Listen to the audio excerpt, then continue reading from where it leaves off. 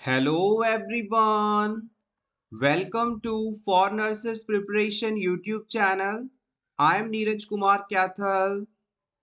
आज की इस क्लास में हम साइकाइट्रिक सब्जेक्ट के इंट्रोडक्शन के बारे में जानेंगे जो कि अपकमिंग नॉर्सेट एग्जाम 2013 के लिए इम्पोर्टेंट है. Let's begin our today's class. First thing is psychiatry शब्द का इस्तेमाल सबसे पहले किसके द्वारा किया गया था? तो वो है क्रिश्चियन रेल द्वारा.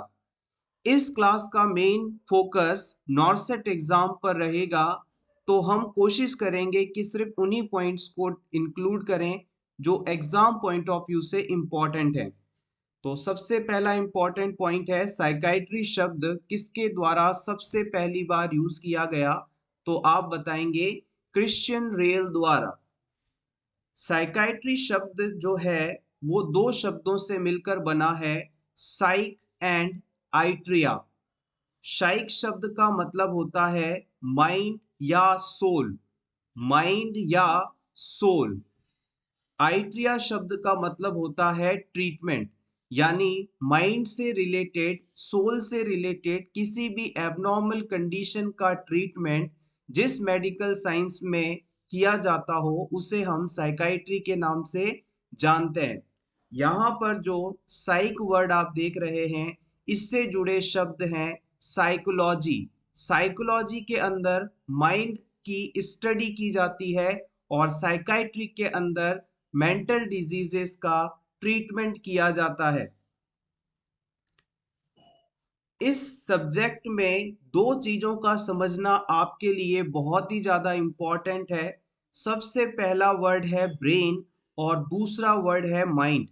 ब्रेन और माइंड में क्या डिफरेंस होता है, इस चीज को क्लियर अगर आप कर पाएंगे तो आपको ये सब्जेक्ट पढ़ने में आसानी रहेगी. ब्रेन शब्द हमारे शरीर का एनाटॉमिकल पार्ट है जिसे आप टच कर सकते हैं, देख सकते हैं. ब्रेन, जब भी आपसे ब्रेन शब्द की बात की जाए तो ब्रेन हमारे शरीर का एनाटॉमिकल पार्ट है, एक हिस्सा है जिसे हम छू सकते हैं और देख सकते हैं. वहीं अगर आपसे कोई माइंड की बात करता है तो ये एक फंक्शनल पार्ट है, इसे आप ना तो देख सकते हैं और ना ही छू सकते हैं. It can not be touched और सीन. इसे थोड़ा सिंपल करने के लिए हम कंप्यूटर की बात करते हैं, लैपटॉप की बात करते हैं, मोबाइल की बात करते हैं. अगर आपसे कोई कहता है कि ये मेरा लैपटॉप है तो आप उसे देख सकते हैं, छू सकते हैं. लेकिन वहीं अगर आपसे कोई इस लैपटॉप के अंदर लगी विंडो की बात करे तो क्या आप उसे टच कर सकते हैं? क्या उसे आप देख सकते हैं? नहीं. वो एक सॉफ्टवेयर है जो मोबाइल सॉरी वो एक सॉफ्टवेयर है जो कि लैपटॉप के अंदर वर्क करता है, हम उसे छू नहीं सकते. इसी प्रकार से ब्रेन हमारा हार्डवेयर है जिसे हम देख सकते हैं, छू सकते हैं, लेकिन जो माइंड है ये एक फंक्शनल पार्ट है जिसके द्वारा विचारों को बनाया जाता है. हम इसे छू नहीं सकते, देख नहीं सकते. इस तरह से ये बेसिक सा डिफरेंस है, इसे आपको पता होना चाहिए. नेक्स्ट हम सिंपली बात करते हैं. अगर आपसे पूछ लिया जाए कि साइकाइट्रिक शब्द की डेफिनेशन क्या होगी तो आप लिख सकते हैं psychiatry is a branch of medical science that deals with prevention, diagnosis and treatment of mental disorders. Psychiatry subject medical science की वह ब्रांच है जो कि किसी भी मेंटल डिसऑर्डर के प्रिवेंशन, डायग्नोसिस और ट्रीटमेंट के लिए उपयोगी हो सकता है. एक बार फिर से समझिएगा. मेंटल डिसऑर्डर्स को आइडेंटिफाई करना, उनका ट्रीटमेंट करना मेडिकल साइंस की जिस ब्रांच के द्वारा संभव हो पाता है उसे हम साइकाइट्री के नाम से जानते हैं.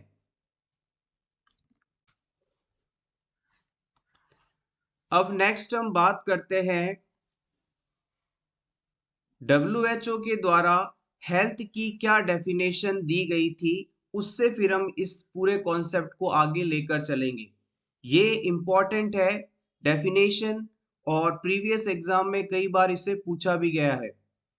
Health is a complete physical, mental, and social well being, not merely an absence of a disease or infirmity. Health की परिभाषा जो कि वर्ल्ड हेल्थ ऑर्गेनाइजेशन द्वारा दी गई थी, उसमें ये कहा गया था कि किसी व्यक्ति में सिर्फ डिजीज की एब्सेंस को आप हेल्थ नहीं कह सकते। डिजीज ना हो, साथ ही साथ वो व्यक्ति फिजिकली, मेंटली और सोशली भी हेल्दी होना चाहिए, तब आप उसे हेल्थ मानेंगे। एक बार फिर से समझिएगा, किसी भी व्यक्ति को स्वस्थ हम तब कह सकते हैं जब वह फिजिकली, मेंटली, सोशली हेल्दी हो, साथ ही साथ उसमें किसी भी प्रकार की डिजीज नहीं हो, तो आप उसे हेल्दी पर्सन कह सकते हैं। तो इस पूरी डेफिनेशन को यहाँ लाने का मेन पर्पस था कि WHO ने कहा है कि पर्सन की जो मेंटल हेल्थ है वो भी अच्छी होनी चाहिए, तभी आप उसे हेल्दी कहेंगे। तो अब इस चीज को हम आगे लेकर चलते हैं। WHO के अनुसार मेंटल हेल्थ क्या है, क्या इसकी परिभाषा दी गई है, इसके बारे में जान लेते हैं। A state of well-being in which the individual realizes his or her own abilities, can cope with the normal stresses of life, can work productively and fruitfully, and is able to make a contribution to his or her community. Mental health की परिभाषा के अनुसार एक mentally healthy person हम उस व्यक्ति को कह सकते हैं जो कि अपनी एबिलिटीज को समझता हो, अपने जीवन में आने वाली छोटी मोटी स्ट्रेसफुल सिचुएशंस के साथ डील कर सके, तालमेल बना सके और अपने जीवन में ऐसा कुछ कर सके जो कि प्रोडक्टिव हो, जिससे उसे फायदा हो। इसके अलावा उसके द्वारा किए गए एक्ट के द्वारा कम्युनिटी को फायदा हो रहा हो, तो ऐसा व्यक्ति मेंटली हेल्दी कहलाता है। एक बार फिर से देखिएगा, अगर कोई व्यक्ति अपने जीवन में आने वाले स्ट्रेसफुल सिचुएशन को सही तरीके से हैंडल करता है, अपनी एबिलिटीज को समझता है, लाइफ में कुछ ऐसा काम करता है जो उसके लिए बेनिफिशियल है, कम्युनिटी के लोगों के लिए बेनिफिशियल है, तो ऐसे व्यक्ति को हम मेंटली हेल्दी पर्सन कह सकते हैं। और मेंटली इल पर्सन अगर चाहे तो आप बता सकते हैं कि ऐसा कोई व्यक्ति जो अपनी एबिलिटीज को नहीं समझता, लाइफ में आने वाले नॉर्मल स्ट्रेसफुल सिचुएशन से डील नहीं कर पाता, उसके द्वारा कुछ ऐसा किया जाता है जो कि प्रोडक्टिव ना हो, फ्रूटफुल ना हो, कम्युनिटी के लिए किसी भी प्रकार से हेल्पफुल ना हो, तो ऐसा पर्सन मेंटली इल कहलाया जा सकता है। इसी डेफिनेशन को आप ऑपोजिट कर सकते हैं। नेक्स्ट हम बात करते हैं characteristics of mentally healthy person. एक मानसिक रूप से स्वस्थ व्यक्ति में क्या क्या लक्षण होते हैं। सबसे पहले लक्षण की बात की जाए तो ये पर्सन रियलिटी ओरिएंटेड होते हैं। रियलिटी ओरिएंटेड यानी कि वास्तविक सिचुएशन क्या है उसे समझते हैं और उसी के अनुसार एक्ट भी करते हैं, तो ये पर्सन मेंटली हेल्दी कहलाते हैं। इसके अलावा ये व्यक्ति अपनी क्षमताओं को समझते हैं, अपने नॉलेज को जानते हैं, यानी कि ये व्यक्ति अपने नॉलेज और लिमिट्स को जानते हैं कि वो क्या कर सकते हैं, उनमें क्या क्षमता है और उसी के अनुसार वो एक्ट करते हैं। नेक्स्ट हम बात करते हैं मानसिक रूप से स्वस्थ व्यक्ति वो जैसा भी है खुद को एक्सेप्ट करता है, वो रियलिटी में रहता है और वो जैसा भी है खुद को एक्सेप्ट करता है और खुद को लगातार बेहतर बनाने के लिए भी काम करता है, तो ये नेक्स्ट पॉइंट हो गया। इसके अलावा अपने बिहेवियर को अच्छा रखता है, जिससे ना तो दूसरे लोगों को नुकसान हो, ना उसे खुद को नुकसान हो। उसका जो बिहेवियर है, उसका जो बर्ताव है, उसका जो स्वभाव है, वो कुछ ऐसा होता है जिससे ना उसे नुकसान हो ना दूसरों को नुकसान पहुंचे। नेक्स्ट हम बात करते हैं, ये मेंटली हेल्दी पर्सन जो है होपफुल होते हैं, आशावादी होते हैं, यानी कि इन्हें समाज के लोगों से उम्मीद होती है और हमेशा पॉजिटिव रहते हैं। ये भी आप लिख सकते हैं, पॉजिटिव पॉजिटिव पर्सन्स होते हैं ये। इस तरह से ये इनके कुछ इंपॉर्टेंट कैरेक्टर्स हैं।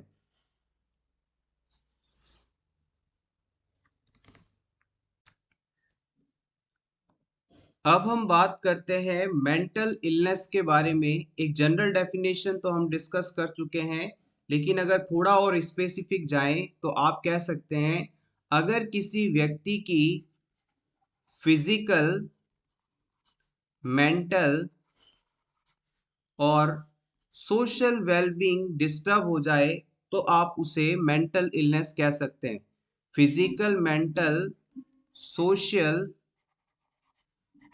वेलबींग डिस्टर्ब्ड, यानी किसी व्यक्ति की फिजिकल, मेंटल और सोशल वेलबींग में डिस्टरबेंस हो जाए तो ये कंडीशन मेंटल इलनेस कहलाती है। मेंटल इलनेस में मुख्य रूप से क्लाइंट की थिंकिंग, फीलिंग या मूड प्रभावित होते हैं। इट अफेक्ट थिंकिंग, फीलिंग और मूड। मेंटल इलनेस वह कंडीशन है जो कि व्यक्ति के फिजिकल, मेंटल और सोशल वेलबींग में डिस्टरबेंस आने के कारण होती है, और इस मेंटल इलनेस के कारण व्यक्ति की सोच बदलती है, उसकी फीलिंग्स बदलती हैं, उसका मूड बदलता है। नेक्स्ट पॉइंट में हम बात करेंगे मिसकंसेप्शन ऑफ मेंटल हेल्थ और मिथ्स अबाउट मेंटल हेल्थ। मानसिक रोगियों के लिए हमारे समाज के लोगों में कुछ मिसकंसेप्शंस हैं, कुछ मिथ्स हैं, जिनके बारे में डिस्कस करते हैं। सबसे पहला पॉइंट, हमेशा अगर आप सुनते हैं कि वो मानसिक रोगी है, मेंटली इल पर्सन है, तो आपके दिमाग में पहली बात आती है कि उसका जो बिहेवियर होगा वो एबनॉर्मल होगा। बिल्कुल सही है या नहीं कि ये पर्सन हो सकता है बहुत ज़्यादा वायलेंट हो, मार देगा, सभी को नुकसान पहुंचा देगा। तो ये फीलिंग्स हमें मेंटली इल पर्सन नाम सुनते ही हमारे दिमाग में आती हैं, जो कि हमेशा गलत है।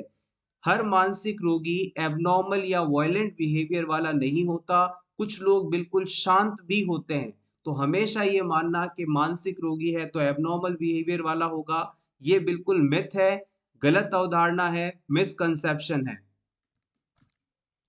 सेकंड पॉइंट आप लिख सकते हैं, ऐसा माना जाता है ज्यादातर कि एक बार किसी को मेंटल इलनेस हो गई, कोई मानसिक बीमारी हो गई, तो उससे हम ट्रीट नहीं कर सकते। ये एक मिसकंसेप्शन है।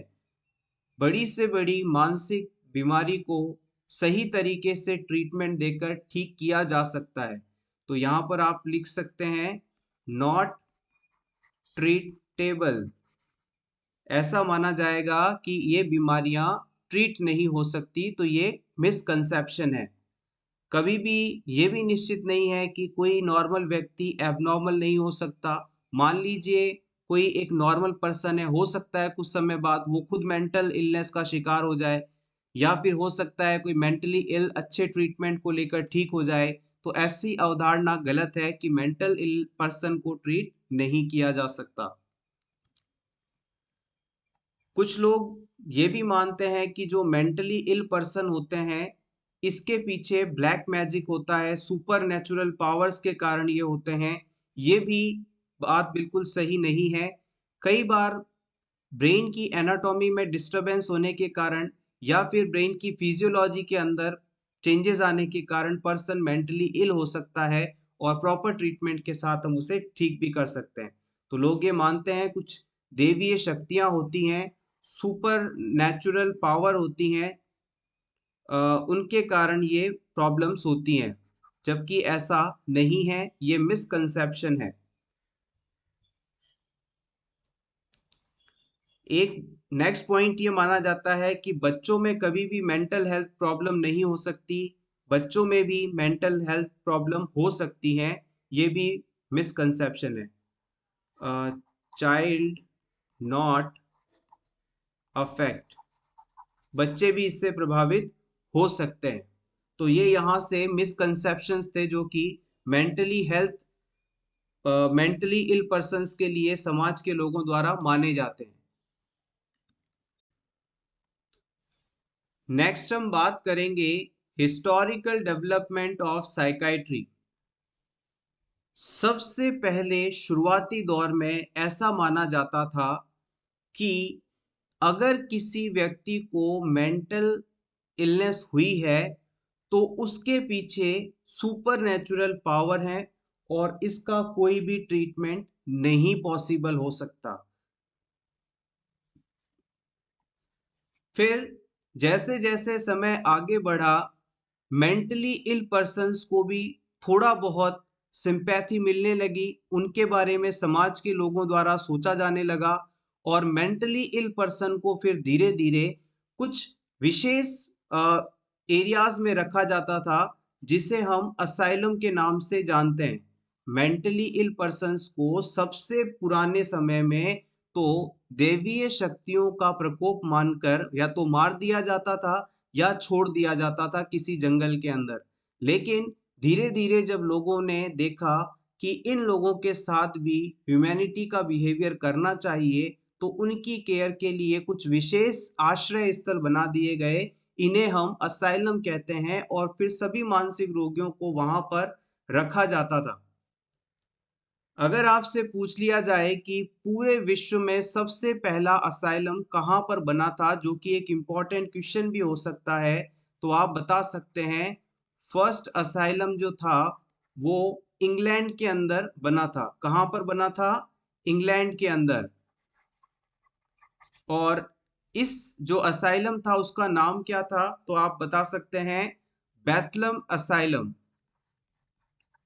बैथलम असाइलम।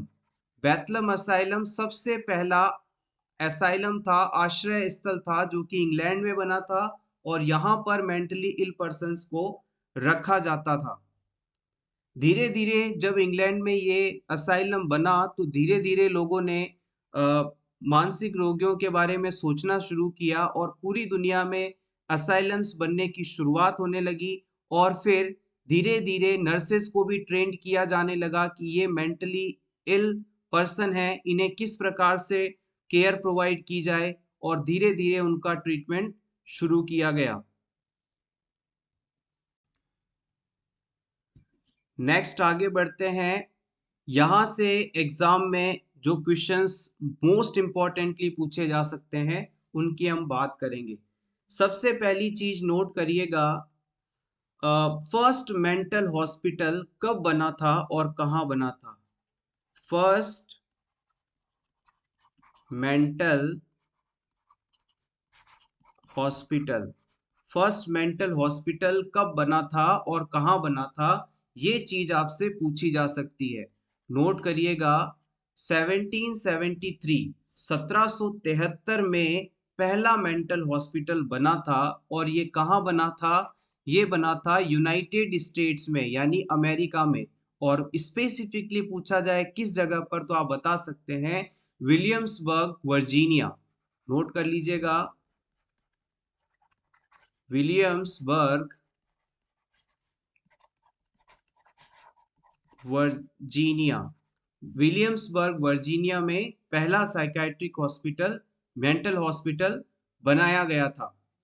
इसके बाद नेक्स्ट इंपॉर्टेंट पॉइंट जो कि एग्जाम में पूछा जा सकता है वो है कि फादर ऑफ अमेरिकन साइकाइट्री किन्हें कहा जाता है?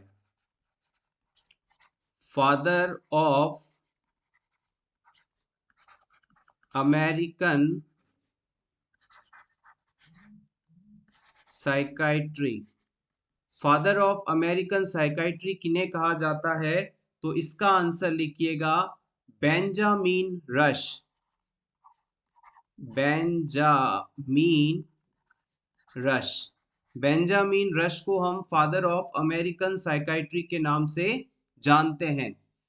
नेक्स्ट हम बात करते हैं, सबसे पहली एंटी साइकोटिक ड्रग कौन सी थी और कहां पर इसे, किस ईयर में इसे डिस्कवर किया गया। तो आप नोट करिएगा, 1952 के अंदर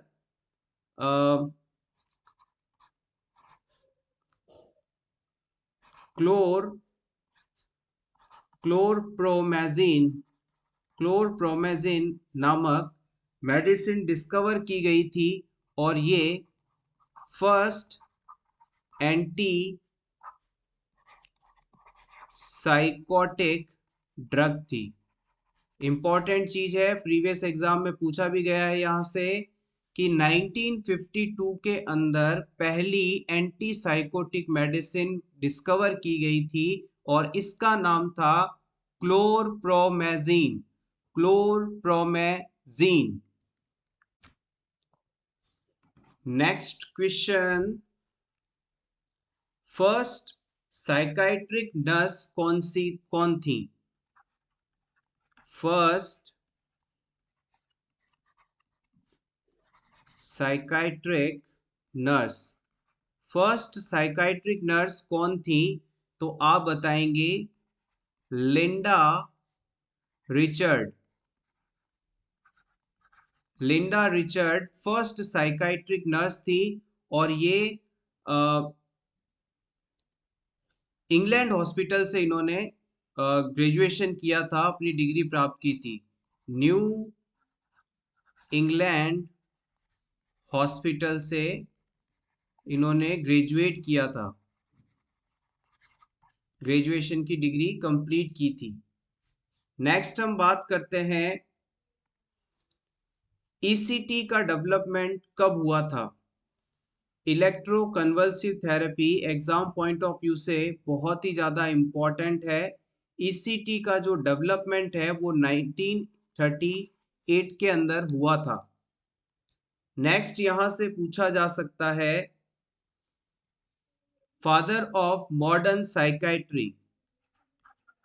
father of modern psychiatry. Father of modern psychiatry के बारे में आपसे पूछा जाए तो आप बताएंगे Philippe Pinel. Philippe Pinel is a father of modern psychiatry. Next यहां से आपसे पूछा जा सकता है कि भारत में किस वर्ष एमएससी नर्सिंग में साइकाइट्रिक कोर्स की शुरुआत की गई थी, तो आप बताएंगे 1975 में। राजकुमारी Amrita Kaur college of nursing में सबसे पहले साइकाइट्रिक नर्सिंग एमएससी की शुरुआत की गई। एमएससी साइकाइट्रिक नर्सिंग 1975 में राजकुमारी Amrita Kaur college of nursing MSc psychiatric nurse शुरू किया गया था। ये क्वेश्चंस यहाँ से आपके लिए इम्पोर्टेंट हैं और पूछे जा सकते हैं।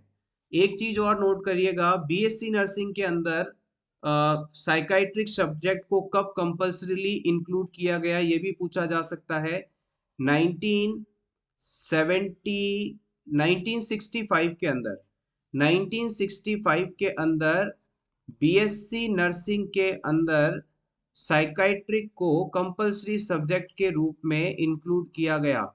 साइकाइट्रिक एज कंपल्सरी सब्जेक्ट 1965 में साइकाइट्रिक को बीएससी नर्सिंग में कंपल्सरी सब्जेक्ट के रूप में इंक्लूड किया गया था। तो ये यहाँ से कुछ इंपॉर्टेंट पॉइंट्स हैं, माइलस्टोन्स हैं जो कि आपसे पूछे जा सकते हैं, प्रीवियस एग्जाम में पूछे भी गए हैं। एक बार फिर से देख लेते हैं। सबसे पहला जो असाइलम था वो इंग्लैंड के अंदर बना था और इसका नाम था बेथलम असाइलम। इसके बाद पहला मेंटल हॉस्पिटल 1773 में यूनाइटेड स्टेट्स के विलियम्सबर्ग वर्जीनिया में बनाया गया। Father of American psychiatry Benjamin rush को कहा जाता है। पहली एंटी साइकोटिक ड्रग थी क्लोरप्रोमेजिन, जो कि 1952 के अंदर डिस्कवर की गई। फर्स्ट साइकाइट्रिक नर्स थी लिंडा रिचर्ड, जो कि जिन्होंने न्यू इंग्लैंड हॉस्पिटल से अपनी डिग्री कंप्लीट की थी।